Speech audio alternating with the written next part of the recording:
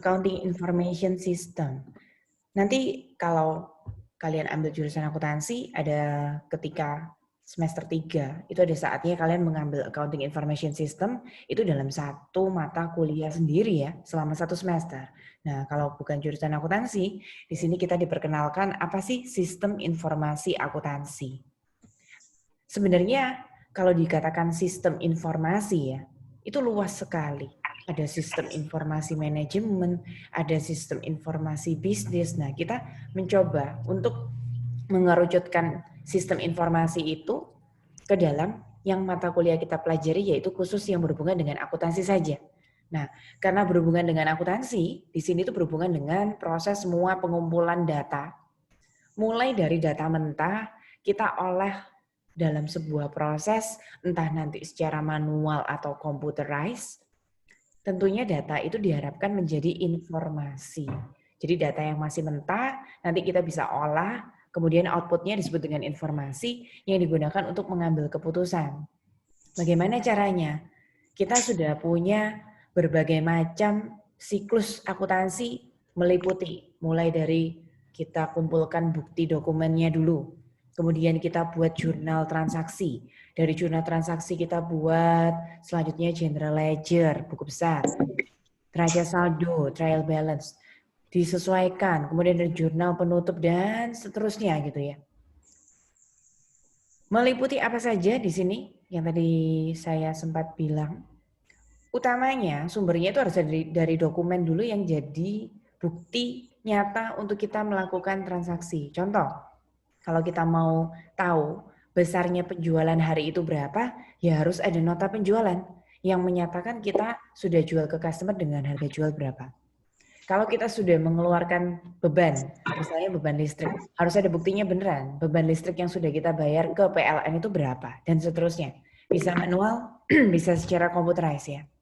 Yang hari ini tentu saja yang kita pelajari manual, tapi nanti saya akan coba praktekkan itu mulai ke arah computerized ya, sehingga nanti kita mulai kerjanya misal di Excel begitu. Nanti kita pelajari lebih dalam lagi di dalam Accounting Information System, nggak hanya cuma Excel, nanti ada banyak sekali pilihan-pilihan software yang bisa digunakan. Apa saja prinsip-prinsip yang ada di Accounting Information System? Yang pertama ada istilah cost effectiveness. Apa itu cost effectiveness? Tadi saya bilang bisa manual, bisa computerized.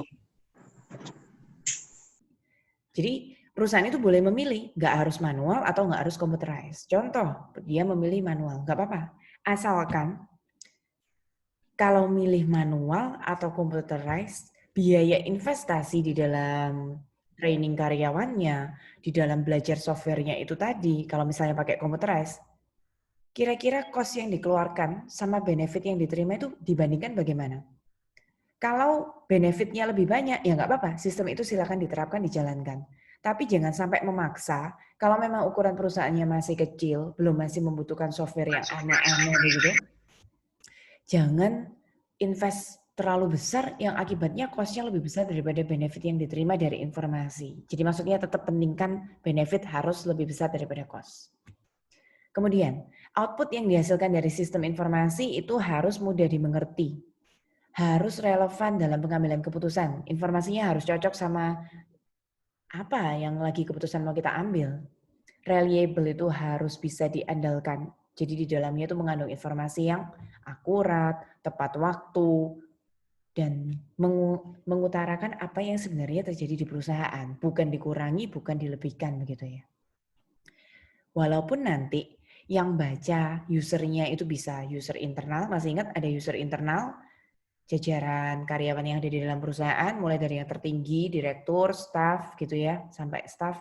Bisa juga user itu eksternal, mulai dari pemerintah, bank, kreditor lainnya, customer mungkin. Nah, walaupun yang baca itu usernya beraneka ragam, output yang dihasilkan itu harus bisa mengindikasikan suatu informasi yang sama ya.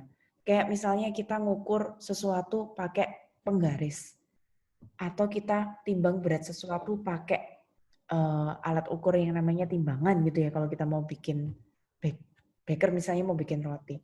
Semua orang yang sama, menggunakan penggaris yang sama, menggunakan alat timbang yang sama, harus menghasilkan hasil yang sama. Itu maksudnya ya. Jadi jangan sampai outputnya itu susah dipahami. Nah maka dari itu, supaya bisa diperbandingkan, supaya mudah dipahami, ada juga kerangka-kerangka laporan apa saja yang rigid, yang kaku, yang harus diturutin, yaitu yang diatur di IFRS itu, International Financial Reporting Standard. Terus selain itu juga harus fleksibel. Fleksibel itu artinya harus bisa cepat beradaptasi dengan kondisi ekonomi yang terbaru. Contoh. Informasi akuntansi itu kalau kita punya aset ya, aset tetap itu seperti tanah, bangunan, kendaraan. Kalau ada kejadian tidak terduga seperti ini, adanya ekonomi yang lesu atau yang disebut dengan resesi gara-gara pandemi virus ini, kita nggak bisa mengakui aset tetap itu sesuai dengan yang seharusnya. Ada banyak harga barang-barang itu yang jatuh di pasaran, teman-teman. Mungkin kalian sudah pernah dengar di berita atau sudah pernah praktek langsung ya dalam jual beli sehari-hari, loh kok tiba-tiba harganya berubah. Nah itu sama, informasi akuntansi harus up to date dengan kondisi pasar terkini. Contoh kalau memang nilai terkini barangnya itu harus turun, ya kita juga harus fleksibel untuk adaptasinya. Kemudian nanti kalau suatu ketika memang ada aturan baru yang ditambahkan, itu juga harus kita pelajari sebagai accountant-nya, juga harus diterapkan dalam informasi akuntansi yang dihasilkan tadi. Itu tadi prinsip-prinsipnya. Sekarang kita beralih untuk belajar ingin tahu apa sih kalau yang bukan manual. Ini yang computerized ya. Kalau yang computerized itu bisa dibantu pakai software. Kalau teman-teman yang di sini ambil jurusan akuntansi, tadi sempat saya singgung, di semester ketiga kalian akan praktek. Bukan hanya dengan Excel, kalian akan diberikan satu software gratis dari Petra. Itu kalian akan diajarin caranya pakai software namanya Accurate. Di sana sudah ada semuanya ya. Ada yang membantu informasi rekap penjualan, pembelian, piutang, hutang, kas masuk dan kas keluar, termasuk gaji, pajak, dan lain sebagainya. Itu ada di dalam satu software. Nah, software Accurate yang diperkenalkan untuk teman-teman di bangku kuliah, itu nggak hanya Accurate. Ada mungkin universitas lain juga ada software apa namanya. Nanti ada kalian tahu misalnya kantor akuntan tertentu mengembangkan dengan divisi IT-nya sendiri, dia ciptakan software lagi buat dijual ke umum. Kalian jalan-jalan ke toko buku, misalnya di sana ada jual CD install untuk membantu pembukuan perusahaan. Nah, itu semua adalah software akuntansi. Nah, software ini juga banyak pilihannya ya. Ada yang cuma simple, sederhana, ada yang sampai rumit di dalamnya itu bisa, nanti kita kenal itu dengan istilah ERP. Jadi mulai dari software yang biasa sampai di-upgrade ke software yang rumit, yang sampai benar-benar bisa menggabungkan seluruh divisi di perusahaan. Nah itu tergantung juga. Diperlukan atau enggak, yang tadi itu jangan lupa, cost effectiveness. Kalau kita mau pilih software yang mana, itu harus dicocokkan dengan benefit yang akan kita peroleh, jangan sampai cost-nya lebih besar dari benefitnya. Gunanya apa kalau kita pakai computerized daripada manual gitu ya? Nanti kalau teman-teman praktek ya, ada yang menggunakan software. Kita kan hari ini memang pakai Excel, tapi kita tuh masih cara pikirnya harus dari mengerti yang manual dulu ya. Bagaimanapun juga kita harus tahu logika arah pikir dari manual. Karena kalau kalian menggunakan software, contoh ada nota penjualan. Nota penjualan itu kita nggak usah mikir jurnalnya apa ya, jurnal penjualan perpetual, periodik, secara tunai, kredit itu nggak usah. Kita hanya masukkan invoice, keterangan-keterangan invoice itu kita jual ke customer siapa, nilai penjualannya berapa, terus harga pokoknya kita berapa gitu ya.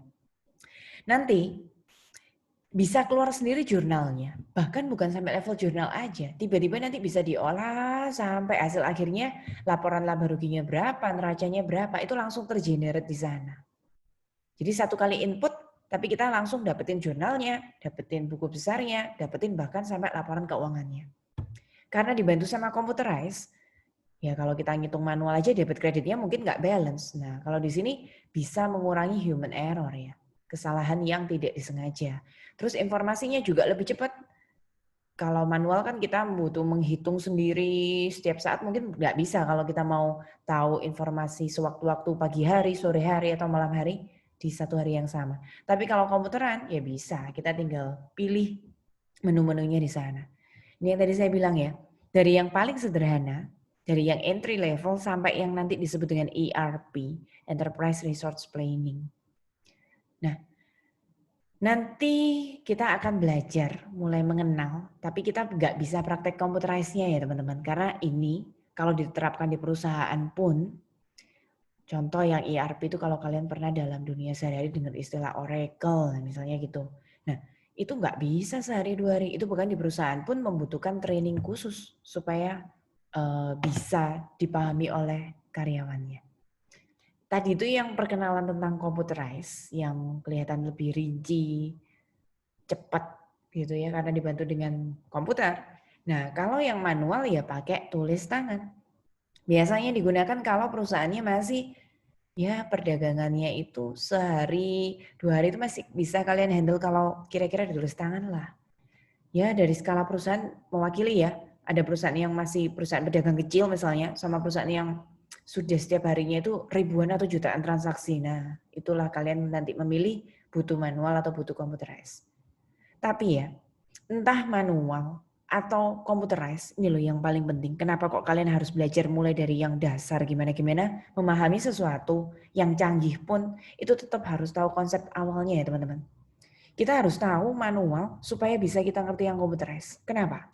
Kalau di computerized, seperti yang tadi saya bilang, kalian masukkan data nota penjualan, tiba-tiba keluar informasi jurnal penjualan, tiba-tiba keluar informasi, tiba-tiba loh malah laba ruginya langsung jadi laporannya. Bagaimana kalian bisa tahu kalau nggak ada prosesnya? Arti makna dari data yang sudah jadi informasi itu apa? Makanya tetap gimana-gimana, tetap harus tahu mulai dari proses awalnya.